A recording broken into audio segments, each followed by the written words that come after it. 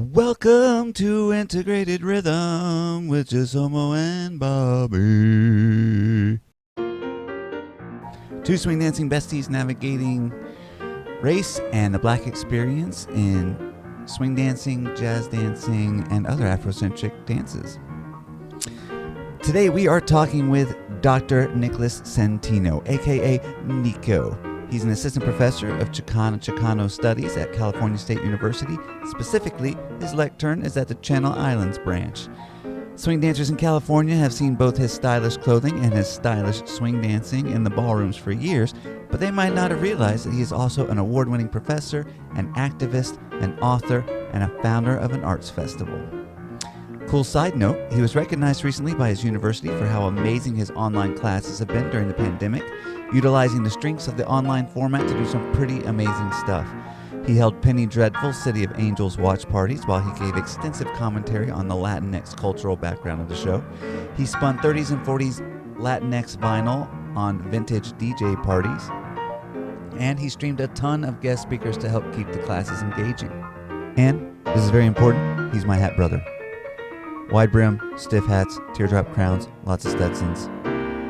He and I see eye to eye on that. His new book, coming out this July 13th, 2021, is Razabilly, Transforming Sights, Sounds, and History in the Los Angeles Latino Rockabilly Scene.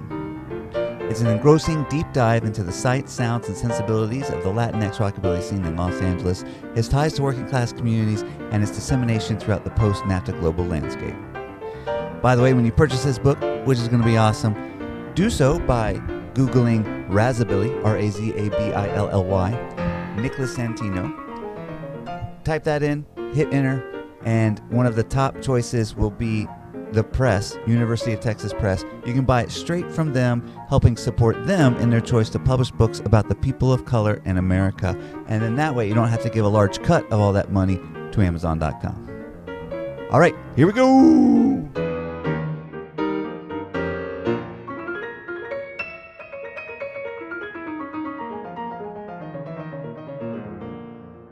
Integrated Rhythm with Chisomo and Bobby. Hello, Niko. Hey, what's going on?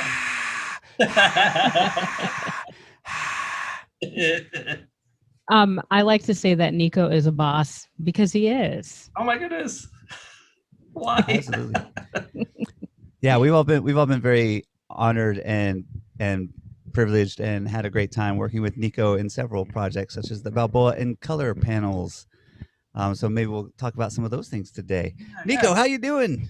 I'm hanging in there. You know, I'm actually not home. I'm in my office on campus, which is a nice little change of scenery. And I've been doing my best to, weather out this pandemic. But other than that, I'm glad to be here, glad to be healthy, and glad to be with a couple of my favorite folks. Yeah. So tell us about the book. Yeah, this was my dissertation project. So it was a work that I had spent close to about a dozen years on. A lot of that being time spent sort of within the LA rockabilly scene and beyond. Interviewing folks, talking to different individuals, musicians, dancers, car folks, it really runs the gamut, and really working to unpack the appeal of 1950s, rockabilly music to contemporary Chicanas, Chicanos, Chicanx, Latinas, Latinx communities of our present. So as a book that covers a pretty broad swath of territory, both kind of historically and also looking at the contemporary moment. The book at the time, which was sort of something that was kind of in the moment, really is focused on kind of a moment in recent history, which is the 2000s and early 2010s. And so It's a book that sort of looks at that moment in time, both sort of politically and culturally, as one that, it definitely informs our own moment, right? Our own historical moment in 2021, but also is a little bit removed. And so, part of going back and returning to that observation research was really doing the, rolling up my sleeves and contextualizing historically what it felt like to be in the mid 2000s, what it felt like to be and live through the Great Recession, which I think for someone who, was in their 20s during, the 2000s, doesn't feel like history. But for, college freshmen who are, just turning 18 and in 2022, might as well be, a million years ago. So the book itself, it gets into culture and in history, but for the most part, it's really about memory and the importance and impact of memory, especially for folks coming from marginalized communities. Oh man, that sounds awesome. What so you also do studies in jazz history or in 1930s 40s cultural history. What are some of the through lines that you've noticed come through that from that area in Los Angeles to the 1950s to then the modern era? Yeah, it's an old saying, wherever there's oppression, there is resistance, right? And those forms of resistance can take different appearances, right? So, sometimes you have direct political, movements like the civil rights movements, and then sometimes you have things that occur more in the cultural sphere.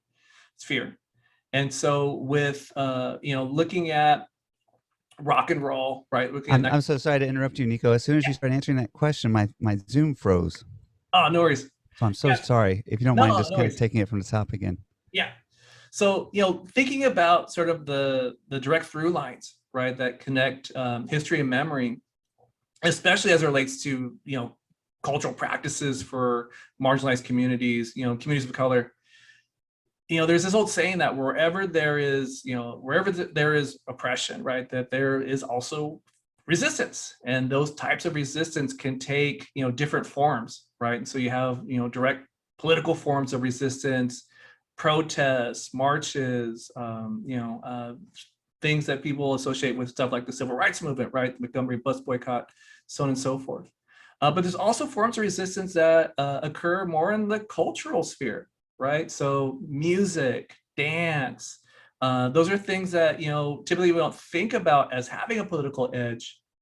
But when we look at how people are afforded ways to express themselves, right, given their historical moment, sometimes those cultural forms of resistance are the most that they can do in that moment, given their context, right? So, if you look at youth, right, you look at youth of the 1940s. And so a lot of times, when we talk about the Latinx community and that history, especially for Mexican Americans in Southern California, people point to, the Zoot Suit moment, right? So you had these kids who were teenagers in the late 30s, early 40s. They're kids. They're minors. Obviously, they're attending schools. If they haven't dropped out or been kicked out or pushed out, they're learning about their rights as American citizens. And there's a very stark division between what they're being told are their rights and what in fact are the rights afforded to them, right? So for those kids, right, they may not at that moment, right, as a junior high student or as a freshman or sophomore in high school, have the wherewithal to boycott or walk out of school the way that those same kids, the kids of those kids would do in 1968 at those same schools, right? But you know what? I'm going to resist through my style, through, you can't tell me how to dress. I'm going to wear this zoot suit, right? Or you can't tell me, what music is good music or bad music. I'm going to choose for myself, right? And it's going to be swing music, right? You can't tell me how to dance, right? So these are different ways in which, these kids, right, are able to express agency. They're able to express their, rebellion or independence given the context in which they live under, right? So they may not be able to, right, have the wherewithal or even the capacity, right, to stage walkouts or sit-ins. And so their resistance is going to take maybe a little bit of a different form. And so you see, you know, that type of rebellious spirit, right, carry through the swing era into the rock and roll era, you know, and sort of be kind of maybe a torch, you know, picked up, you know, through punk and through these other sort of, you know, alternative forms of culture wrapped around music, well into later and well into later generations. And so for me, you know, looking at kind of the rockabilly subculture in LA, there's threads of that there, right? And it's interesting with rockabilly in so much that it's a contemporary scene that you know, at the same time sort of yearns for that teenage rebellion, but for a lot of scenes, you know, in LA and more specifically outside of LA, there's a yearning for the culture and politics of the Jim Crow era. You know, if you go to a rockabilly show outside of Los Angeles, you know, Midwest or elsewhere, you're gonna see a whole lot of Confederate flags. And so for me, you know, unpacking how and why rockabilly with all this baggage, right, all this sort of mid-century anti-LGBT, you know, pre-women's lib, you know, Jim Crow baggage, like, you know, what was it about this music and this scene, this subculture that was appealing to brown youth, right, in LA. And so a part of, you know, sussing that out was the capacity that the scene provided folks an opportunity to really interrogate their own past on their terms. And so, you know, because I like rockabilly music, I think it's cool music. It's not necessarily my favorite genre of music. And for, you know, a lot of folks within the rockabilly scene in LA, you know, there's a variety of tastes. And so, yes, it is about the music, but in some ways it's also about the memory of that moment and that history and cementing your identity to being one that does have a history and does have importance and is a part of the, you know, the fabric of American society, more so than maybe you're being told you are.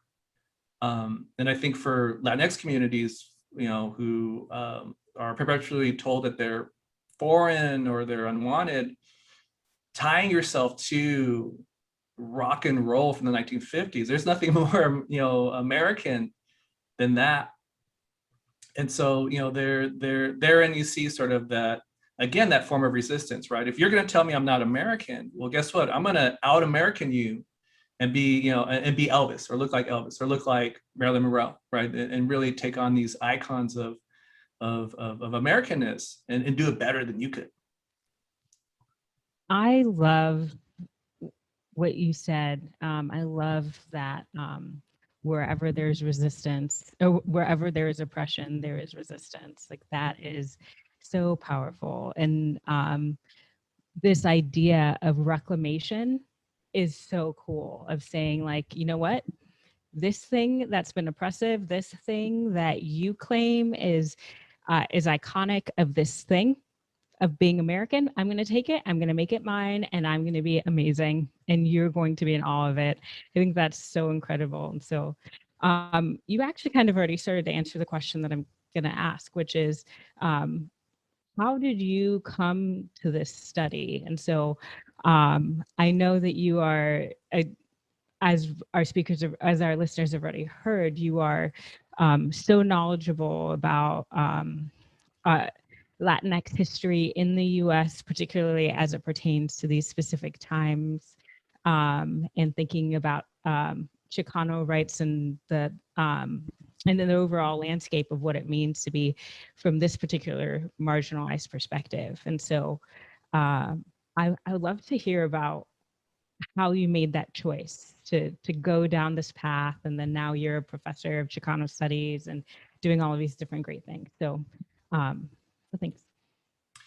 Yeah, so for me, there's sort of, parallel stories there. So one story is how I sort of made this this research project a huge part of my life. I'll start right there, and then I'll kind of work backwards into how I got into all this to begin with. And this is kind of, for anyone that's interested in conducting research or digging deeper into anything. Sometimes the things that you really like and really love maybe aren't the best choices for things that you really want to interrogate and question. That certainly was a realization that I had halfway through this project. I thought I was cool. I thought I was smart. I thought, what, I will, write and conduct research on this thing that I'm already doing and that I already really love. And in some ways, there was a moment where conducting research on rockabilly completely killed all love I had for the music, the scene, the dancing. It was so much a transformation of these, spaces of leisure turning into spaces of labor, right? I was working. Research is work. Research is really, makes you it takes over your life. You'll be in the shower thinking about what you want to say about X, Y, and Z topic, or processing something that happened the night before and trying to figure it out and how it's going to fit into what you'll write about the next day. And so for those of you out there who want to say more about the things that you love and the stuff that you do for fun, you might want to think twice about that before you engage into it. But then again, maybe you love it that much, it makes you want to dig in also. So that's the other part of it. The process of the project, like it did renew my love for that community and the music and everything that comes with it, warts and all. The big picture in terms of how I sort of got into all of this, it really speaks to sort of some of the themes of the book. And the tricky thing with writing the book is that obviously I am the author. Like there's aspects that are from my perspective, but I didn't want my perspective and what meaning I got out of LA Rockabilly to be the sole perspective, right? So I wanted to make sure I talked to a variety of folks who had a variety of needs met by their participation in the scene, or as musicians, or as scene promoters, or whatever else.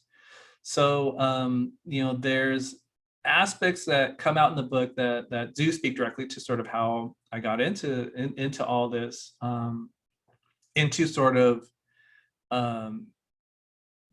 retro Americana culture, right? Whether that's Lindy Hop, Balboa, rockabilly, so on and so forth, right? A lot of that had to do with my own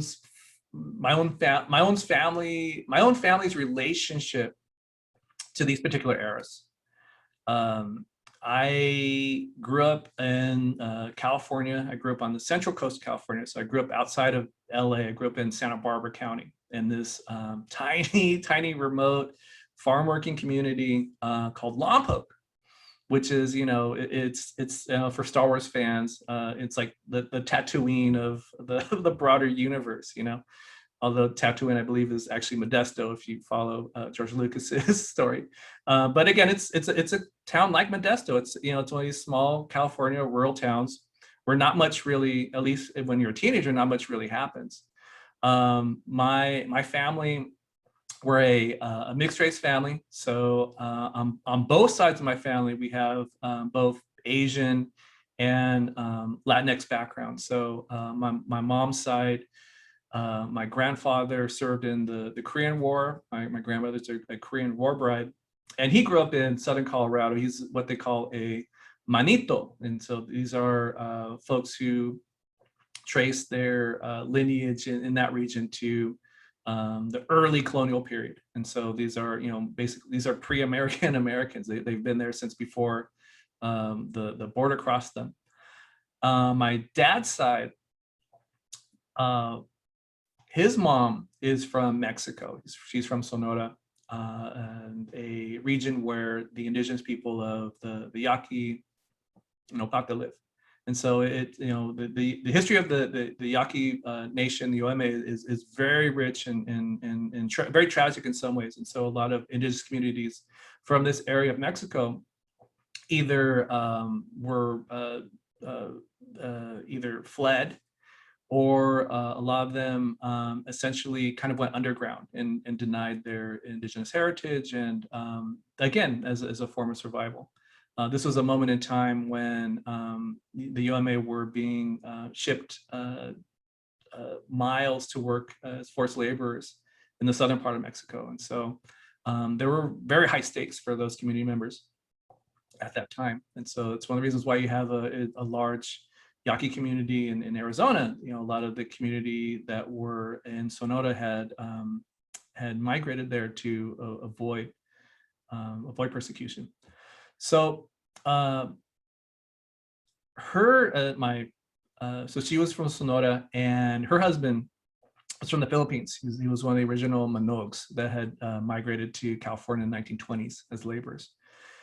And so growing up with this very racially, culturally diverse household, and having to navigate, different cultural expectations and social mores, I had the Mexican parents, telling me to look me in the eye when I'm talking to you, and I had the Asian ones telling me, don't look at me, look down at the ground when I'm telling you that you did something wrong. And so having to navigate all of that, was definitely a challenge. And so one way in which I did that was turning to history and turning to let me figure out what's going on here, right? And I as a kid growing up in the 1990s, right, as a teenager in the 1990s, there was sort of, well, let me backtrack a little bit. My parents were teenagers in the 1970s. And so during the early 1970s, late 1960s, there was a sort of a cultural renaissance within the Chicano community, Mexican-American community. And so you had sort of a rebirth of cultural productions coming out of Southern California and all over through the Southwest. And a big part of that was car customizing. And so my dad had a lowered Grand Prix that he would cruise around town in. And when my mom would get mad at him, she would say, "Get in your Grand Prix and get out of here." So that legacy of lowriding stretches back to the 1940s. With, we mentioned the Zoot Suiters previously. Well, when the Zoot Suit riots happened and it was no longer safe to wear these outfits anymore, these kids who are now becoming adults found ways to express themselves in different avenues. And one way to do that was to fix up your car. Sort of a quick little history thing. Post-war, folks are coming back from overseas. If servicemen, sort of the Rosie the Riveter type folks had money in their pocket, and so you had people buying new cars. And with people buying new cars, there's a bunch of used cars that were available to communities that were relatively less well-to-do, right? Blue-collar communities, African-American communities, blue-collar white folks, and Chicanos and Latinos. And so you had, the birth of hot rodding and the birth of lowriding in Southern California. And so this was something that my dad and my mom were into. And they were, into lowriding, but also they were into, soul music, sort of, what would later be called the West Coast East Side sound. And this was all stuff that they, had passed down or was just at home for me, you know what I mean? And it was never something that I kind of gravitated to. Like, I appreciated it for what it was. But again, pairing that experience with my parents with this previous experience of just having to dig into history to make sense of everything, I was, got really curious, well, where did this come from? Where did the Isley Brothers sound come from? Where did, Motown come from? Where did the Stax sound come from? And that started taking me to the 1950s, and that started taking me to the 1940s, and that started taking me to the 1930s. At the same time, you had the neo swing movement hit. So you had, Big Bad Voodoo Daddy. They're from Santa Barbara, or they're from Ventura. I grew up around Santa Barbara. Royal Crown Review, that these were all bands that were on MTV when MTV actually played music videos and such. So, there was this resurgent interest in those particular eras at a time when I was trying to find out more about, where, my parents' experience had come from, my grandparents' experience had come from, and how I fit into that. And I bought in. I bought into the neo swing stuff. I bought all the Royal Crown Review, CDs and whatever movies came out. I was there. I had that damn Gap commercial on VHS bootlegged off of TV. So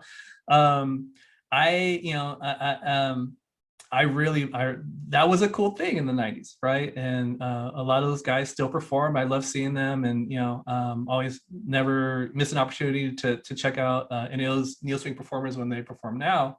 In part because that was such a huge part of my of my teenage years, and they're awesome guys also. They're they were musicians and such.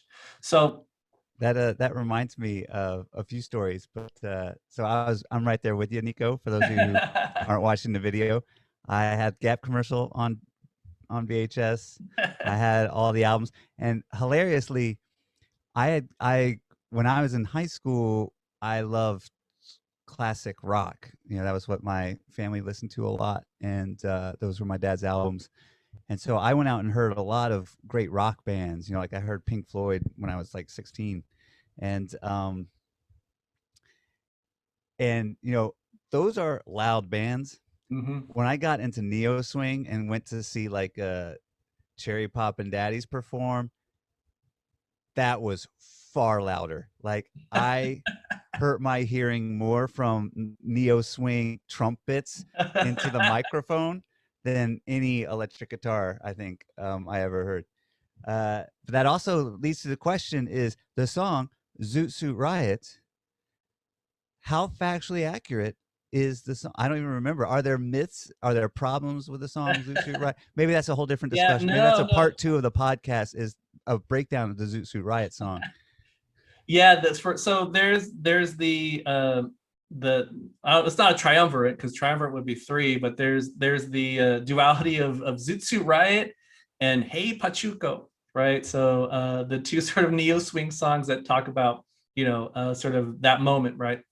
Zoot Suit Riot is I sort of think about Zoot Suit Riot as if the propaganda machine of the LA Times and the LA Herald Examiner had created a song to sort of perpetuate violence against the Zoot Suiters at that moment. That would have been Zoot Suit Riot. It's if you listen to the lyrics, it's sort of written from the perspective of sort of Anglo LA society of that time. Oh yeah, the drunk or the drunk sailors, or the and now you sailors know where your women come for love. That particular line, that was a rallying cry for the rioters. That was a rallying cry for the sailors and the white Angelinos that took it upon themselves to go through these communities of color. And it started, the weird thing about the Zoot Suit Riot is that the Zoot Suit really doesn't have anything to do with it. The Zoot Suit became a focus point or excuse to beat men of color. Started with Mexican Americans, with the actual zoot suited pachucos, and then by it was a week long of writing. By the tail end of it, they were beating anybody that was non-white. And actually, the Zoot Suit Riot was like one of several quote unquote race riots that happened in the United States through that year. You had one in Buffalo. You had one. You had different ones elsewhere. Hey Pachuco, which is the sort of the signature song of the Royal Crown Review, that was written by Eddie Nichols, who's the frontman, and his buddy, the saxophonist Mondo Durame. And Mondo's in his history is that his grandfather was a zoot suiter. His dad also was a car customizer, and so the song, at least the lyrics and for Royal Crown Review, are much more from the perspective of a kid, right? Sort of having to deal with what it was like being a teenager in a zoot suit in the summer of 43, knowing that you're not safe when you're going to go out, but you know what, you're going to go out anyway because this is my city too, right? So yeah, it was, you know, definitely an odd moment in American popular culture when sort of this all was happening. But for me, you know, as a teenager, it was sort of the right thing at the right moment, and that sort of, you know, sold it for me. And so, you know, neo swing kind of happened, but at that time I was already, you know, started collecting like 78s of like old music. I was, you know, in thrift stores looking for like old clothing and kind of getting into the history of it all. And it just so happened that this was a moment in, you know, American pop culture where that was, you know, the light was being shown on that. So, you know, I had, you know, in high school, I drove around in a 1946 Plymouth. I had, you know, my vintage clothing. I had you know, I had a zoot suit that my parents bought me and probably, you know, spent a whole lot of money on, but it was worth it because I had this cool suit that I could, you know, hang out in. And at no point at any time during those years did I ever consider I would be dancing. That wasn't a thing that I would ever want to do. That, you know, that was a thing for dancers, and I was, you know, not that. I was a car guy, you know. I was a music guy, and so it would be almost like 10 years later where I would, you know, sort of get into swing dancing. Like I said, I grew up outside Santa Barbara, so I went to college, got involved in activism really, really hard. Did a lot of organizing in college, specifically around, you know, racial justice issues, recruitment and retention of students of color. Worked in DC as an advocate, working on, you know, Higher Education Act and other national policy, again, advocating for increased access for underrepresented communities.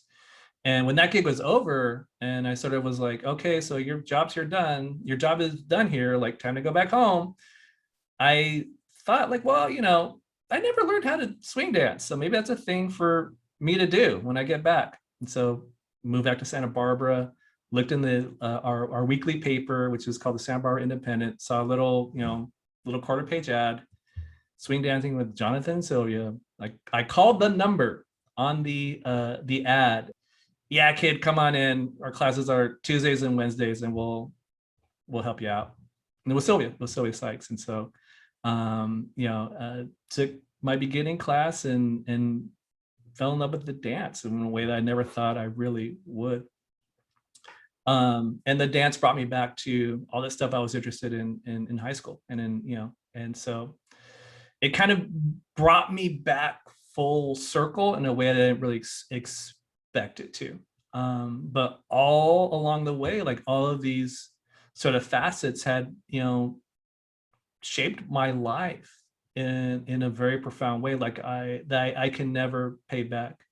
And that, you know, I've only shared this a couple of times, like I owe my career, like my livelihood, everything to these kids from the 1940s, in a way that I could never pay them back. Like, you know, as these kids would grow up, they would face pretty rough circumstances, right? Incarceration, heroin abuse, you know, all the things that happened to working class communities of color that are going to happen in the 1940s and 1950s happened to them, right? And a lot of them didn't make it into the 70s, 80s, or 90s for me to, you know, encounter and thank. And so, you know, people ask me, "Oh, are you, you know, so what? Like, are you a Pachuco? Are you, you know, you're a real Pachuco?" Yeah, I can't say that I am, because that wasn't my experience. Like I didn't go through what they did in a very real way. Like I owe so much to them that it's almost for me, not a disservice, but it's man, it's a lot to unpack. You heard enough, and now it's time for the break. We here at Integrated Rhythm love supporting businesses that support people of color. Speaking of which, if you want to help dancers from diverse backgrounds to attend events like the California Balboa Classic or Camp Hollywood, please support the Pacific Swing Dance Foundation's Scholarship Fund. Since 2019, PSDF has administered scholarships for California Balboa Classic and has awarded about 120 full and partial scholarships to dancers from around the world who may not have otherwise been able to attend. Their goal this summer is to be able to offer full and partial scholarships for up to 50 dancers to attend Camp Hollywood 2021. Any support is appreciated and donations can be made at pacificswingdancefoundation.org. Just follow the tabs to the PSDF Scholarship Fund. By the way, the song you're listening to and the intro song is all Baron Ryan. That is Laurel Ryan's brother. You can check out his music at baronryan.com. That's BARRON Ryan.com.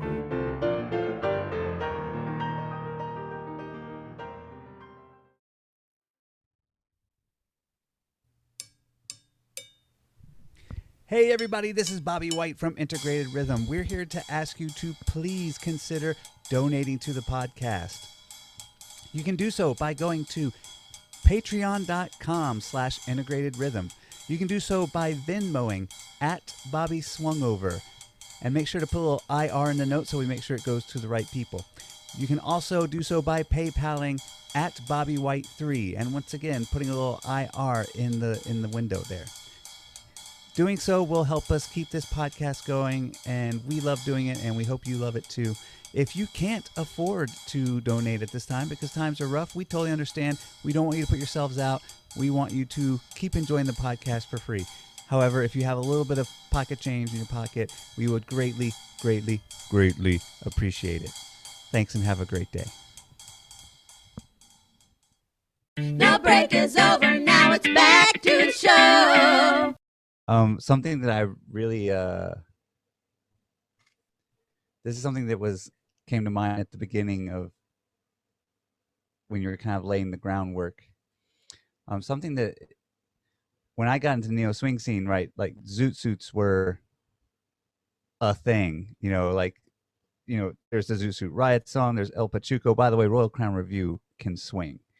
And that they were probably looking back, they're probably the one that holds up the most for me personally, that like I go back and listen to them and be, oh yeah, they had good swing rhythms. They had like really tight, most of the neo, by the way, listeners, if you haven't heard neo swing, most neo swing is an intro based on sing, sing, sing, and then a rock chorus. And then it goes back to an entrance of sing, sing, sing, and it has horns in there occasionally.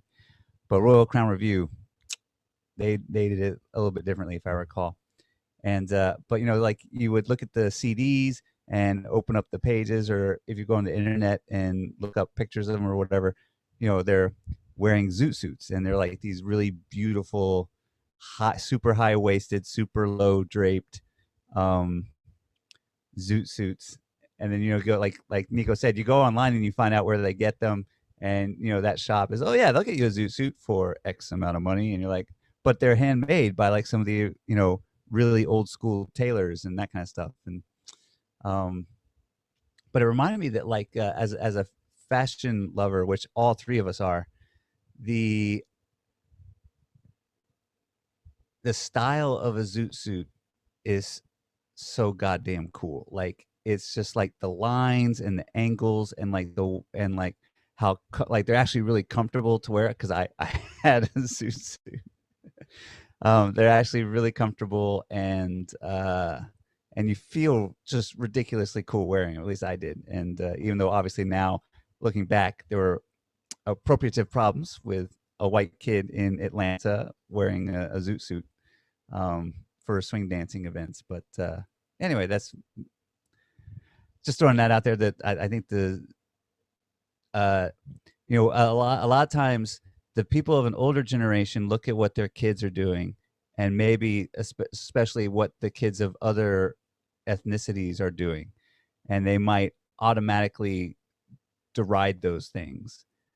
And yet usually when you look a lot closer, you're like, oh no, those, like, they didn't just choose arbitrarily to do something crazy and wacky with a Zoot Suit. No, they like it was a classy aesthetic that was intentional, from my understanding.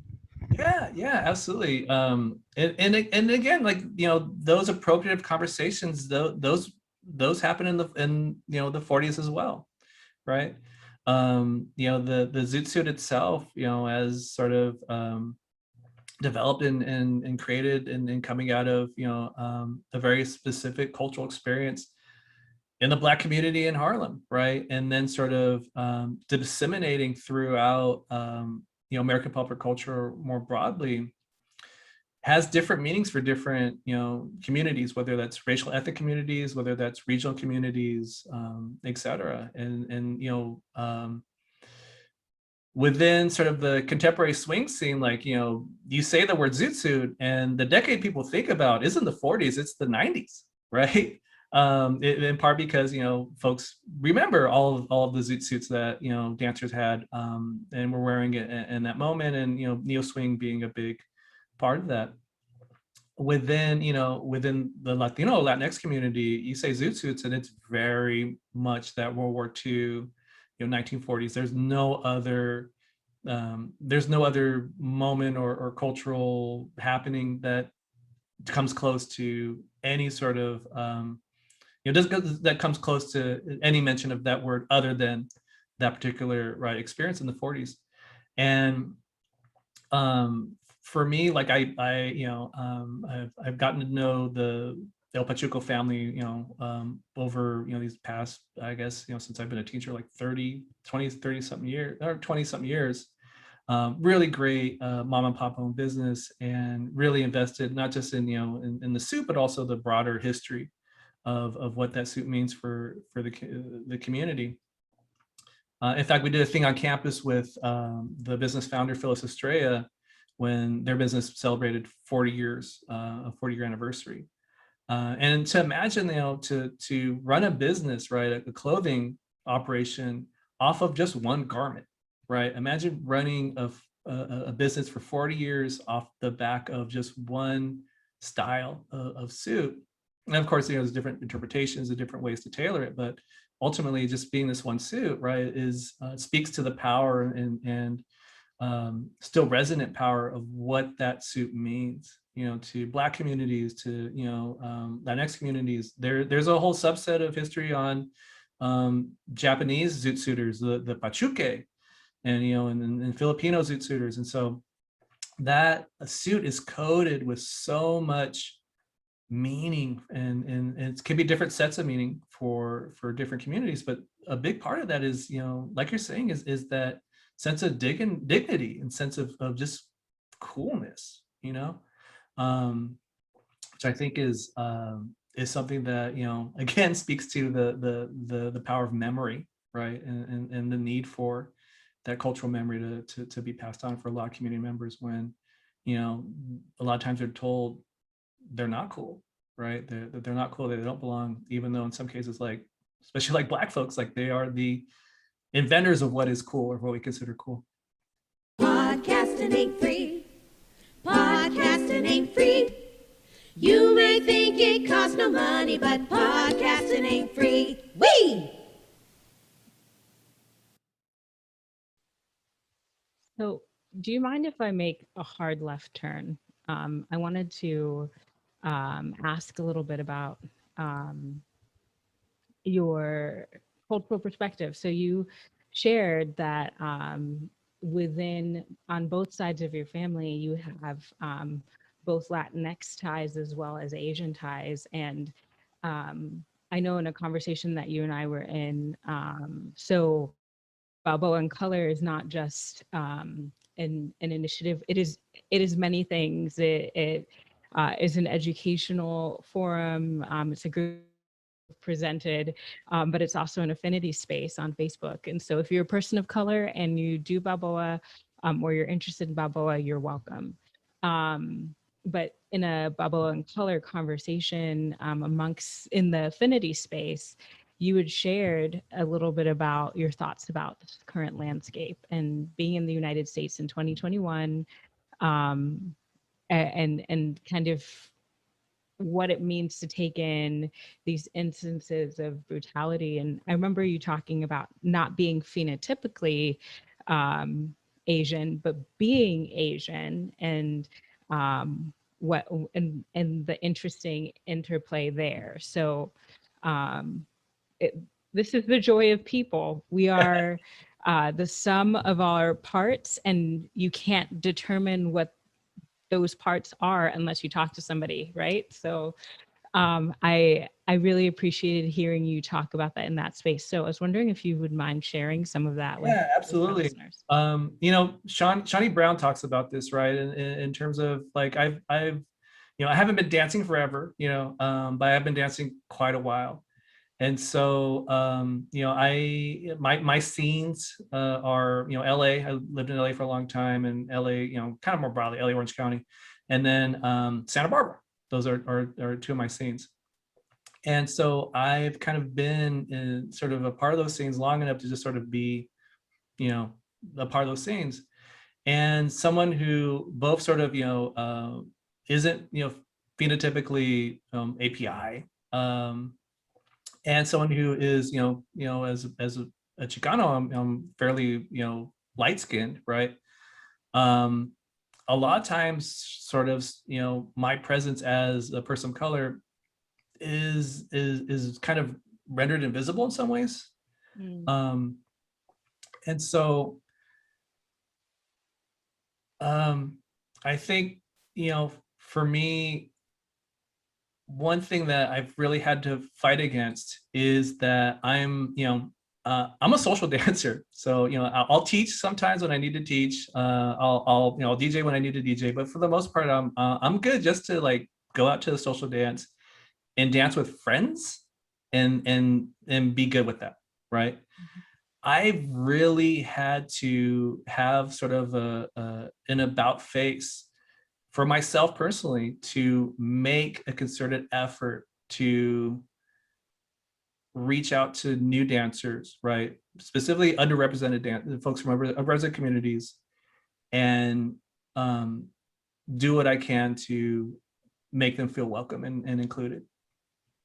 In part because I want to see, you know, greater inclusion within our dancings, within my dancings in particular, but within all of our dancings as a whole. And so for me, like again, like I'm cool just to hang out with friends and, you know, and not interact with anyone else, but that's in the long run not entirely that helpful in terms of building and growing our scenes, especially when it comes to, right, recruiting and retaining new dancers of underrepresented backgrounds, whether it's dancers of color, you know, folks who are, you know, gender nonconforming, so on and so forth, right? So, and a part of that really is like, I can't take my presence, you know, as a man of color within the scene for granted. You know, I've really had to think about, well, how, like, why did I stick this out, right? Like, why did I stick this out? In part, you know, obviously because I love the music, and the dancing is awesome. Like, you know, our dances are amazing, you know, cultural expressions and amazing ways to express, you know, yourself. And these are art forms, right? You know, whether we want to think about it that way or not, you know, these art forms, and we become artists on the floor in that moment, and what we create as artists is a beautiful thing. But that can't be the only thing that made me want to stick around. You know, that the sense of, you know, sense of like community building and sense of community cohesion, right? And that you know, that isn't something that just kind of happens, right? That it takes effort, it takes, you know, intention and scene building to widen our not purview, right? Widen our perspective in terms of, you know, who we intentionally want to embrace in the dance, right? And, you know, I shared this in Move Together, but for me, it's a long-term existential question, right? As all of our demographics are shifting, as we become a, you know, increasingly melanated population in the US, right? You know, projections say that by 20, you know, 2050, that's not that long away, that, but 2050, the United States will be a majority minority country.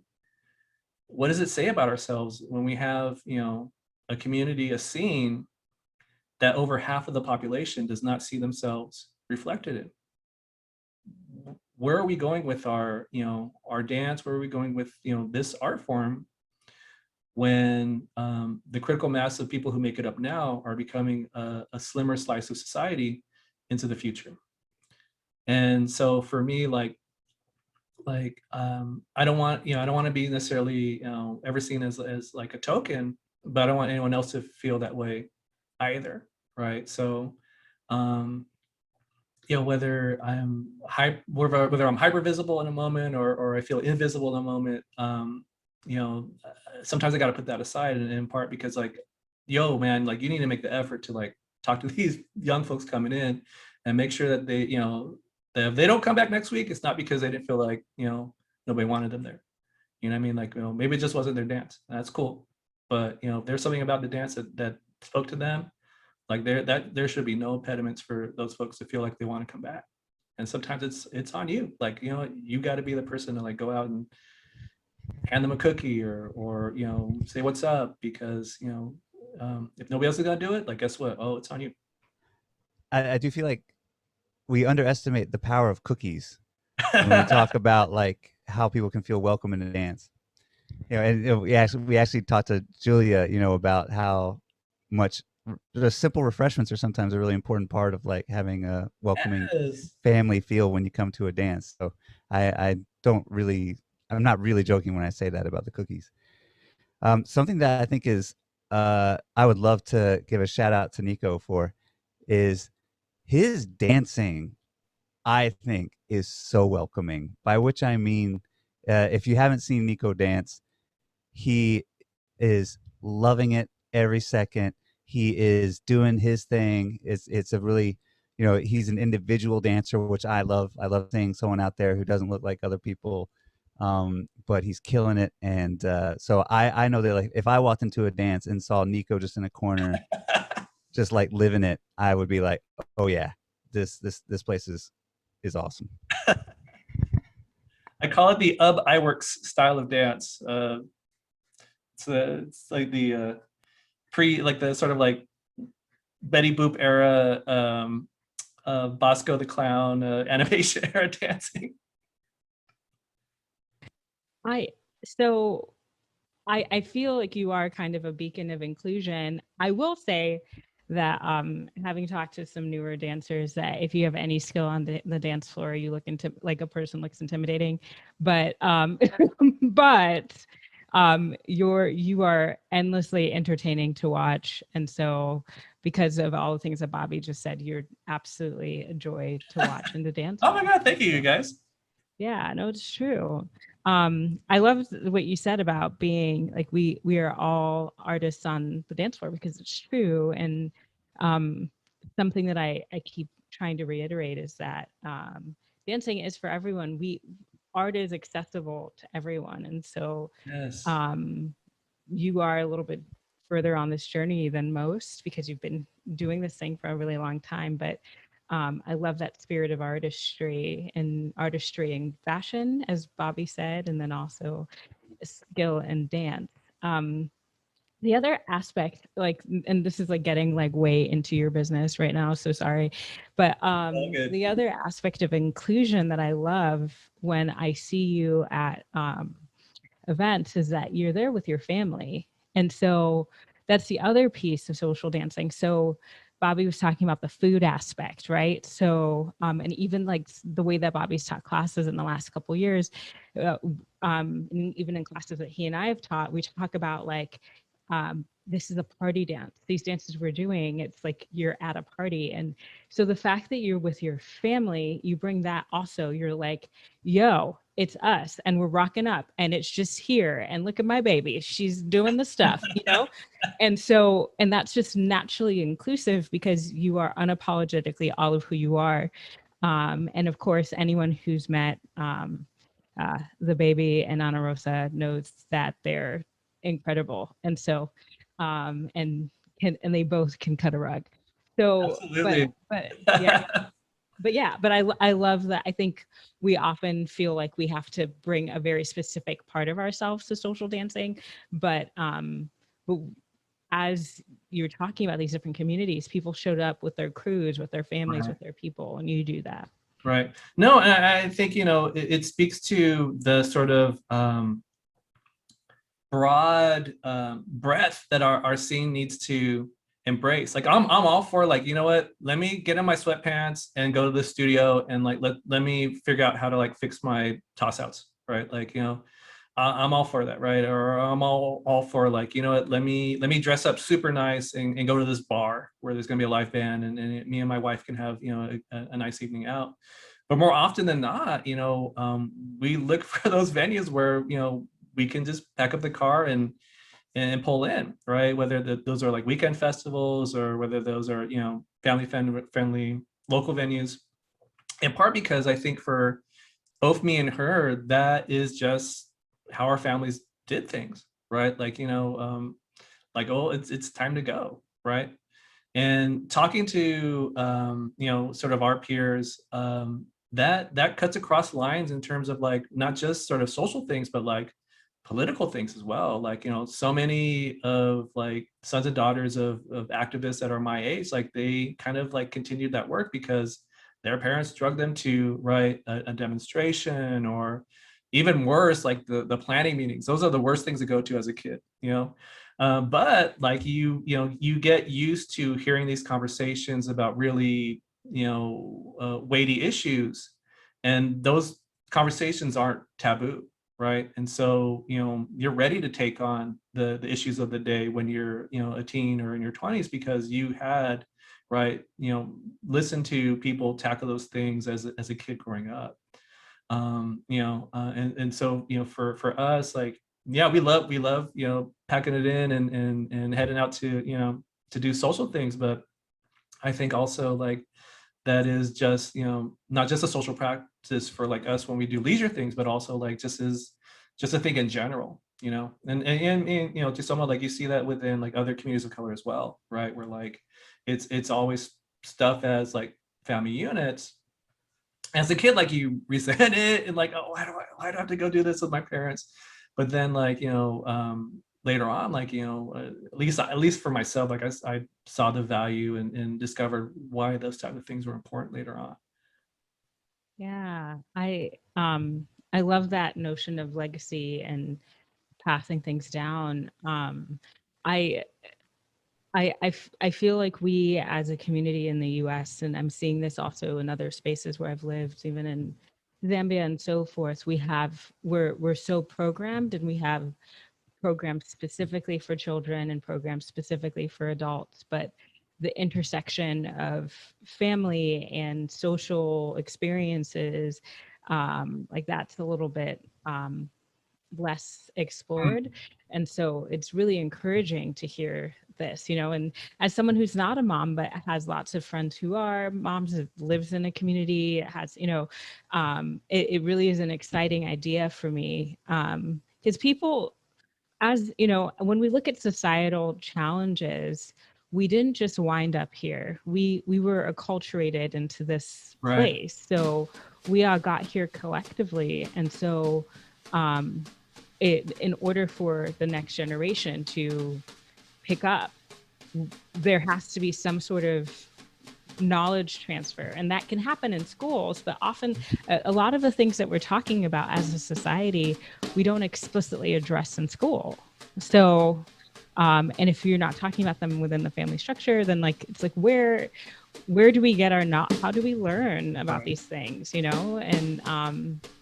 and so I love that, and I guess that speaks so much to the spirit of activism that you have ingrained in your way of being. So, yeah.